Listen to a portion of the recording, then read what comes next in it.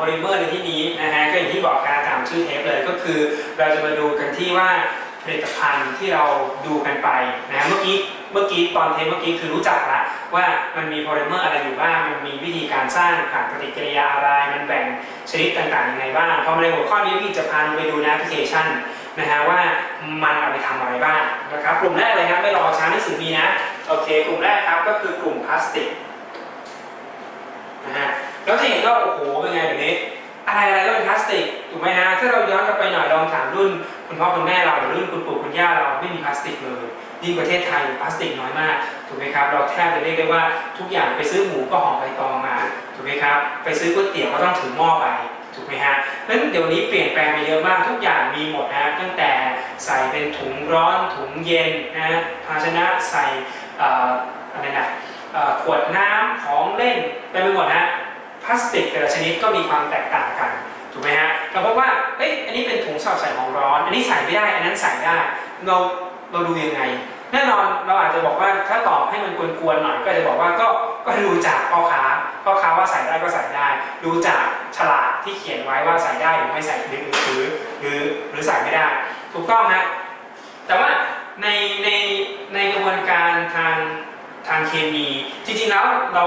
ราเห็นเนื้อบางทีมันคล้ายกันมากบอกไม่ได้ครับว่าอันนี้เป็นถุงสำหรับใส่ของร้อนอันนี้ถุงใส่ได้แค่ของเย็นนอกจากจะไปทดสอบเพิ่มเช่นลองใส่ของร้อนดูหรือว่าลองอาจจะบี้ดูความหนาของถุงต่างๆก็อาจจะพอช่วยได้แต่ว่าก็ต้องเป็นคนที่มีประสบการณ์จริงๆจึงจะบอกได้นะฮะแต่ทั้งนี้และทั้งนั้นทำไมพลาสติกถึงมีเยอะขนาดนี้ถูกไหมฮะกระดานที่เป็นพลาสติกถูกป่ะปากกาก็เป็นพลาสติกถูกไหมแต่แล้วผลิตภัณฑ์ที่เราพลาสติกที่เราใช้ทำกระดานมีความเงาเรียบด้วยแต่พลาสติกที่ใช้ทำอันนี้ไม่เห็นจะเงาเลยทำปากกาพี่เห็นเงาเลยแถมแข็งไม่ต่างหากอันนี้ดูว่าถ้าโดนแรงอัดแรงก็อาจจะพังได้พวกนี้มันมาจากอะไรนะมันมาจากโพลิเมอร์ที่มันมีมากมายมหาศาลจำได้จากตรงนี้ไหมฮะพี่บอกว่ามีเกณฑ์ทั้ง2เกณฑ์ถูกว่าทั้งการขึ้นรูปทั้งการเอาไปใช้งานนะฮะทั้งการเลือกโมโนเมอร์ทั้งการเลือกชนิดของโพลิเมอร์ทั้งการเลือกโครงสร้างพวกนี้มีผลทั้งนั้นมีผลต่อสมบัติของโพลิเมอร์ว่าจะต้องมีความเหนียวมีความยืดหยุ่นมีความทนทานมีจุดเดือดจุดล้อมเหลวทนต่อกรดเบสทนต่ออุณหภูมิได้ดีหรืออะไรได้ดีขนาดไหนก็จะขึ้นอยู่ที่ตรงนั้นกันนะเพราะฉะนั้นจะเห็นว่าทุกวันนี้พลาสติกของโลกทุกอย่างพลาสติกหมดถูกไหมฮะนะไม่ว่าจะเป็นใส่ชิ้นเล็กชิ้นใหญ่ขนาดกระเป๋าเดินทางใบใหญ่ก็เป็นพลาสติกหมดถูกไหมฮะจะเป็นพลาสติกที่แข็งแรงมากเรียกว่าตกลงมาจากบนเครื่องบินก็ไม่แตกนะฮะมีไหมมีฮะนะมีถ้ายี่ห้อแพงจริงๆยี่ห้อราคาสูงๆจริงๆไม่แตกจริงนะทนได้นะครับเพราะฉะนั้นไอ้พวกเนี้ยมันอยู่ที่เทคโนโลยีที่ผลิตขึ้นมาพลาสติกเราแบ่งเป็น2ชนิดถูกไหมอันแรกในหนังสือบอกนะก็คือเป็นเทอร์โมพลาสติกนะเทอร์โมพลาสติกนะครับและแบบที่2ก็คือเราเรียกว่าเทอร์โมเซตนะพลาสติกหรือบางคนก็จะเรียกว่าพลาสติกเทอร์โมเซตจะเรียกกลับด้านซ้ายไปขวาขวาไปซ้ายก็แล้วแต่สุดท้ายแล้วแต่พี่อินบอกนิดนึงฮะพลาสติก2ชนิดนี้มีความแตกต่างกันนิดนึงตรงที่ว่าตัวแรกเทอร์โมพลาสติกเทอร์โมแปลว่าไม่ใช่อุณหภูมินะเทอร์โมแปลว่าความร้อนนะแปลว่าความร้อนเพราะฉะนั้นคำว่าเทอร์โมมีเทอร์โมกับมีเทอร์โมเซตแตกต่างกันยังไงแตกต่างกันนิดเดียวฮะก็คือถ้าเป็นเทอร์โมพลาสติกจะสามารถขึ้นรูปใหม่ได้หมายความว่าพอเราใช้แล้วเก่าๆแล้วอะไรก็ส่งไปบริษัทรีไซเคิลก็สามารถผลิตขึ้นมาเป็นตัวชนิดใหม่ให้เราได้ตัวเดิมนะตัวเดิมกลับมาได้เช่นพวกถุงพลาสติกหรือพวกขวดน้ำนะฮะในขณะที่วิธีจำเทอร์โมเซตพลาสติกเทอร์โมเซตคือพลาสติกที่นำกลับมาใช้ใหม่ไม่ได้เสียแล้วเสียเลยไปแล้วไปเลยทิ้งขยะอย่างเดียวนะฮะกลุ่มเทอร์โมเซตก็คือกลุ่มของเมลามีนนะฮะถ้วยชามลำไหต่างๆนะครับเบเกอร์ไลท์นะฮะใช้ทำปลั๊กไฟอะไรเงี้ยคือพูดง่ายๆว่าเกิดการแตกนะพลาสติกอะไรที่แตกบิ่นอะไรได้เงี้ยมีโอกาสสูงมากที่จะเป็นเทอร์โมเซตนะเป็นมีโอกาสสูงนะใช่ว่าสูงนะแต่ไม่ใช่ว่าเป็น 100% นะแต่ถ้าเกิดเทอร์โมพลาสติกเนี่ยก็คือพวกนุ่มๆทั้งหลายนะยุ่ยๆทั้งหลายทั้งแหล่นะถุงถึงในพวกนี้ก็ถือว่าเป็นเทอร์โมพลาสติกกันเพราะฉะนั้นพลาสติกมีด้วยกันอยู่2ชนิดนะฮะในหนังสือวิทย์มีนิยามและมีตัวอย่างไว้ให้ดูคร่าวๆว่ามีอะไรบ้างแต่ตรงนี้มาเล่าให้ฟังอีกทีหนึ่งว่ามันเป็นยังไง นะครับกลุ่มที่2ไปเลยนะกลุ่มที่2รู้จักกับไฟเบอร์นะก็คือเส้นใยนะครับจริงๆแล้วมันแตกต่างจากพลาสติกนิดนึงตรงที่ว่าพลาสติกมีแต่สังเคราะห์ขึ้นมาหมดเพราะธรรมชาติไม่เคยสร้างพลาสติกขึ้นมาถูกไหมฮะอาจจะมีวัสดุคล้ายพลาสติกแต่เราไม่ได้เรียกว่าพลาสติกเราเรียกว่าอย่างอื่นถูกไหมเราเรียกชื่อนู่นชื่อนี่คือเรียกชื่อไปเลยนะฮะไม่ได้เรียกว่ามันเป็นกลุ่มพลาสติกที่เกิดจากธรรมชาติไม่เคยสร้างพลาสติกนะฮะแต่สร้างสารที่คล้ายพลาสติกใช่นะครับเพราะฉะนั้นเรามาดูไฟเบอร์จะมีมุมมองที่แตกต่างจากอะไรอ่ะจากพลาสติกนิดนึงตรงที่ว่าไฟเบอร์จะมีด้วยกันอยู่2ชนิดนะฮะอันแรกก็คือกลุ่ม natural นะฮะก็คือไฟเบอร์ที่มาจากธรรมชาตินะครับและอันที่2ก็คือไฟเบอร์ที่มาจากสังเคราะห์มนุษย์สร้างขึ้นมานะฮะ synthesis ขึ้นมาพี่ย่ออย่างนี้แล้วกันนะมี2อันนะฮะข้อสอบออกอะไรข้อสอบออกตัวอย่างและสมบัติ1หนังสือมีนะพี่ขออนุญาตไม่เขียนนะฮะไม่ให้หนูได้เยอะเกินไปนะครับ natural fiber นะครับก็อย่างเช่นฝ้ายนะฮะตัว 100% ถูกนะใครๆก็รู้จักนะฮะมีอะไรนะนอกจากฝ้ายนะฮะก็ขนแกะขนกระต่ายนะฮะใยหินนะครับพวกนี้ถือว่าเป็นไฟเบอร์นะฮะปอเปอร์พวกนี้ใช่หมดนะครับนี่คือไฟเบอร์ที่มาจากธรรมชาติส่วนสังเคราะห์นะฮะก็อย่างเช่นซิลลูโลอะซิเตตนะจริงๆก็ไม่เชิงสังเคราะห์ดีนะบางคนเรียกกึ่งสังเคราะห์แต่ว่ามันก็จะกึ่งได้ไงวะมันก็เอาไปใช้ด้วยกันยังไงไม่ต้องสังเคราะห์อยู่ดีก็ถ้าเซลลูโลอะซิเตตก็เป็นเอาเซลลูโลสมาด้วยแล้วก็ใช้สารประกอบกลุ่มอะซิเตตด้วยนะครับแล้วก็อะไรอ่ะไนลอนอย่างเงี้ยจะเป็นกลุ่มสังเคราะห์นะครับจุดที่ออกข้อสอบหลักๆจะอยู่ที่สมบัตินะฮะซึ่งสมบัติในที่นี้พี่ทำตารางมาให้ดูเรียบร้อยเลยนะถ้าเป็นเส้นใยธรรมชาติกับเส้นใยสังเคราะห์จุดที่แตกต่างกันมีไม่กี่อย่าง1สิ่งสกปรกติดเกาะติดทนได้ง่ายติดกับเนเชอรัลได้ดีกว่าก็ธรรมชาติดิถูกป่ะนะฮะแล้วก็2นะฮะการระบายความร้อนธรรมชาติระบายได้ดีกว่าถูกป่ะนะฮะรีดง่ายเรื่องจากข้างล่างทั้งซินเทซิสจะรีดง่ายกว่าหนังสือมีนะครับในนี้พี่สรุปมาให้นิดนึงพี่บอกว่าถ้าเป็นเส้นใยธรรมชาติก็จะมีสมบัติฟองฟูดูดซับความชื้นระบายความชื้นและความร้อนได้ดีนะฮะข้อเสียของธรรมชาติก็คือข้อดีของพวกไนลอนพวกซินเทซิสพวกนี้ก็คือมีความทนต่อเชื้อราติดง่ายติดสิ่งสกปรกติดยากซักออกง่ายนะฮะยับยากนะฮะแล้วก็ทนต่อสารเคมีนี่คือข้อดีของเส้นใย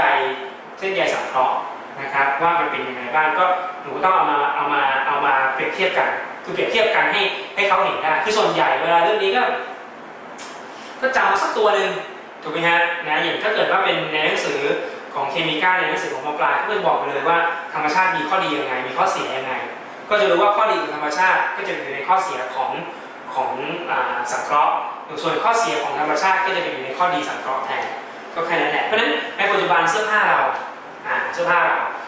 ก็อาจจะไม่ได้เป็น2อันนี้แบบเพียวๆถูกไหมฮะอาจจะเห็นว่าเป็นฝ้าย 80% อีก 20% ก็จะเป็นอย่างอื่นเป็นพวกซินเทซิสนะครับซึ่งในเสื้อผ้าเราก็จะมีการเขียนเอาไว้ตามป้ายราคาตรงป้ายตรงเปอร์เลยก็จะเขียนเลยว่ามันประกอบไปด้วยอะไรบ้างแล้วก็มีวิธีการดูแลรักษาอย่างไรบ้างทำไมต้องมีทั้ง2อย่างทำไมต้องเอาใยทั้ง2อย่างมาทอรวมกันก็ตอบง่ายมากเราต้องการข้อดีของตัวนี้แล้วก็ต้องการข้อดีของตัวนี้ด้วยก็ช่วยกันดึงกันมาเพราะฉะนั้นเราก็จะได้เสื้อผ้าที่มีสมบัติที่เหมาะสมกับภูมิอากาศแล้วก็เหมาะสมกับพฤติกรรมของเราในแต่ละคนนะครับบางคนอาจจะชอบใส่เสื้อผ้าเบาๆนะระบายความร้อนได้ดีแล้วบางคนชอบใส่เสื้อผ้าหนาๆนะครับอบอุ่นหน่อยก็สุดแท้แล้วแต่มีทั้งสภาพอากาศมีทั้งปัจจัยของปัจเจกบุคคลแต่ละคนความชื่นชอบก็มีความแตกต่างกันนะฮะนี่ก็คือความแตกต่างกันที่ขอโทษนี่ก็คือเป็นผลิตภัณฑ์ที่2ของกลุ่มพอลิเมอร์ก็คือพลาสติกก็คือเส้นใยนะครับตัวต่อมาสุดท้ายรับเบอร์ยางเหมือนกับไฟเบอร์ก็คือยางมีทั้งยางธรรมชาตินะมีทั้งยางธรรมชาติและมีทั้งยางสังเคราะห์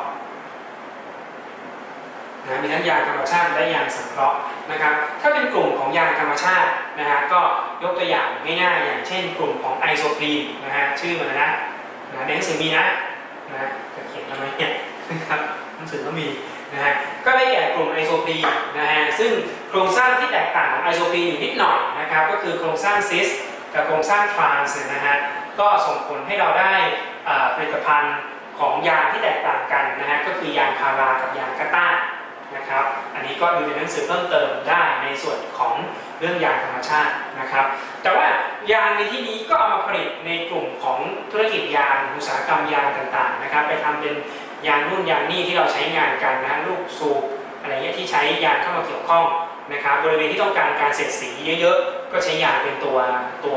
กลางระหว่างซึ่งกันและกันนะครับในขณะเดียวกันถ้าเป็นซินเทซิสโอ้เยอะเลยครับเรามีตั้งแต่ยางซินเทซิสรูปแบบแรกๆที่เรารู้จักก็คือยางบิวทาไดอีนนะครับแล้วก็พัฒนาต่อมาเป็นยางกลุ่มที่ทนต่อน้ำมันนะฮะทนน้ำมันได้ก็คือยางคลอโรพลีนแล้วก็สุดท้ายนะครับจนมาเป็นยาง SBR นะฮะสไตรีนบิวทาไดอีนนะซึ่งก็ใช้เป็นยางรถยนต์ที่ใช้ในทุกวันนี้รวมถึงกระบวนการพัฒนายางนะฮะก็คือกระบวนการทำvulcanization ในอุตสาหกรรมยางของชาร์ลส์กูดเยียร์นะครับรู้จักชื่อกูดเยียร์นะเพราะว่าทุกวันนี้ยางรถยนต์ก็มียี่ห้อกูดเยียร์อยู่นะก็เป็นผู้นำเสนอกระบวนการ vulcanization เพื่อเชื่อมสายของโพลิเมอร์ยางนะครับให้ยางมันมีความแข็งแรงและทนทานเพิ่มมากขึ้นนะครับคือเส้นยางก็เป็นเส้นแบบนี้โพลิเมอร์นะถ้าใส่สะพานกระบวนการอันนี้เข้าไปก็จะใส่สะพานไดซัลไฟด์เข้าไปนะครับนี่กระบวนการ vulcanization ก็จะช่วยทำให้ตัวยางนั้นมีความแข็งแรงที่เพิ่มมากขึ้นนะซึ่งก็ถือว่าเป็นกระบวนการที่ทำให้เทคโนโลยียางมีการพัฒนาตัวอย่างก้าวกระโดดนะครับเพราะว่าในสมัยก่อนเนี่ยถ้าจำได้สมัยรถยนต์เพิ่งเกิดขึ้นใหม่ๆตอนเราใช้ยางรถยนต์เนี่ยนะฮะเราจะพบว่ายางอะไหล่ก็คือยางสำรองเนี่ยรถคันหนึ่งก็ต้องมียางสำรองเท่ากับล้อสมมติว่ามี4ล้อก็เตรียมยางอะไหล่ได้4ยางนะครับเพราะแตกง่ายมากนะฮะวิ่งไปร้อนมาหน่อยนึงเหยียบไปนี่หนีไปนั่นหน่อยพื้นถนนก็ไม่ค่อยดีด้วยสมัยก่อนเหยียบปุ๊บก็แตกปั๊บก็มาเปลี่ยนยางกันสนุกสนานกันอย่างนะแต่ทุกวันนี้นะฮะถ้าเราลองไปดูรถคุณพ่อคุณแม่เราเป็นไงฮะยางอะไหล่บางส่วนใหญ่เลยจะมีอยู่แค่อันเดียวนะต่อรถ1คันนะครับบางคันแสบหน่อยฮะไม่มีเลยสักอันก็มีนะไม่มีเลยสักอันก็มีเพราะว่าเราถือว่าทุกวันนี้เรามีการพัฒนาและปรับปรุงคุณภาพของยางแบบเยอะมากๆเลยแล้วก็พอพัฒนาเยอะแยะพวกนี้บางคันรถบางคันตั้งแต่ซื้อมาจนกระทั่งขายนะฮะอายุประมาณ10 ปี 5 ปีเนี่ยไม่เคยใช้ยางอะไหล่เลยสักครั้งหนึ่งก็มีนะครับนะก็คือแค่เปลี่ยนยางตามอายุนะฮะวิ่งครบกี่โลก็ว่ากันไปนะ100,000 โลอะไรก็ว่าไม่100,000 โลนะฮะวิ่งครบ 20,000 โลอะไรเปลี่ยนกันไปก็ว่ากันไปนะฮะเพราะฉะนั้นก็ยางก็มีความทนทานเพิ่มมากขึ้นทุกวันนี้นะครับก็จะเห็นได้ว่าตามศูนย์บริการต่างๆก็มียางเข้ามาขายกันหลากหลายชนิดถูกไหมฮะยี่ห้อก็มีตั้งแต่เส้นละ 2,000 นะฮะก็คือชิ้นละ 2,000 จนกระทั่งไป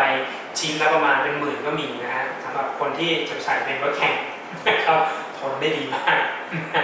โอเคนะฮะนี่คือผลิตภัณฑ์เราจะเห็นว่าโอ้โห